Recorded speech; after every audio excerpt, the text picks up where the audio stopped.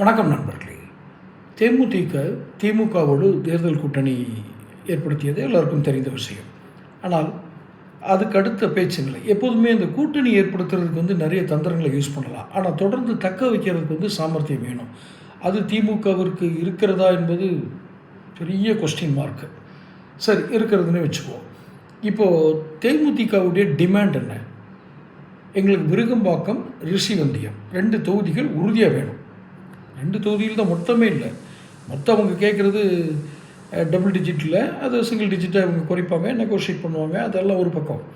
ஆனால் ரிஷிவந்தியமும் விருகம்பாக்கமும் கட்டாயம் வேணும் அப்படின்னு 2 முக்கியமான தொகுதி. ரிஷிவந்தியம் ஏற்கனவே மறைந்த நடிகர் விஜயகாந்த் அவர்கள், பிரேமலதா அவர்களுடைய கணவர், அவர் நின்று வென்ற தொகுதி என்பதால் அந்த தொகுதியில் நமக்கு நிச்சயமாக ஒரு வெற்றி கிடைக்கும் என்று தேமுதிக நினைக்கிறது. குறிப்பாக விஜயபிரபாகரன் என்ற அவருடைய மகன், அவரை இதில் நிறுத்தி அவர் வெற்றி பெற செய்ய வேண்டும் என்று பிரேமலதா ஒரு கணக்கு போடுகிறார். ஆனால் இது 2ம் தருவதற்கு வாய்ப்பில்லை என்று திமுகவிலிருந்து ஒரு செய்தி வருகிறது.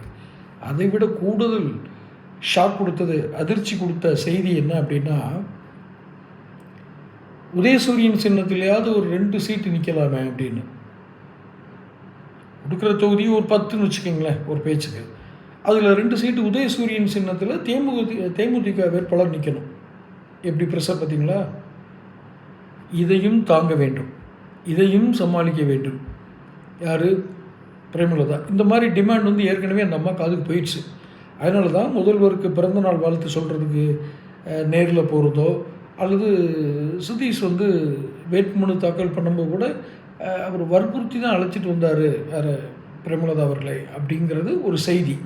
அப்போ தொடர்ந்து அப்செட்டில் தான் இருக்கார் பிரேமலதா. ஏன்னா கூட்டணிக்கு கூப்பிட்டாங்க, நம்ம ஒப்பந்தம் போட்டுட்டோம். நான் தான் ஏற்கனவே நம்ம இதில் ஒரு பதிவு போட்டிருந்தேன், ரிவர்ஸ் கியர் எடுக்கிறதா தேமுதிக அப்படின்னு. இது மாதிரி டிமாண்டெல்லாம் நிறைவேற்றப்படலை அப்படின்னா, ஒருவேளை ரிவர்ஸ் வர்றது வாய்ப்பு கம்மி, அந்த வாய்ப்பு குறைவாக இருந்ததுன்னா இவங்க நிச்சயமாக அடுத்தடுத்த தங்களுடைய கோபத்தினை, தங்களுடைய ஏமாற்றத்தினை வேறு விதமாக வெளிப்படுத்துவார்கள் களத்தில். அப்படிப்பட்ட கோபங்கள் அல்லது அந்த ஏமாற்றங்கள் நிச்சயமாக திமுகவினுடைய வெற்றிக்கு உதவுமா என்பது சந்தேகம். இப்போதைக்கு இந்த பிரச்சனை தான் இருக்குது. அது ஒரு கட்சியை கூப்பிட்டு எங்கள் சின்னத்தில் தான் நீங்கள் போட்டியிடணும்னு சொல்கிறதெல்லாம் அதிகாரத்தினுடைய உச்சம். தேமுதிக சம்மதிக்குமா? தொடர்ந்து பேசுவோம். சேனல் சப்ஸ்கிரைப் பண்ணி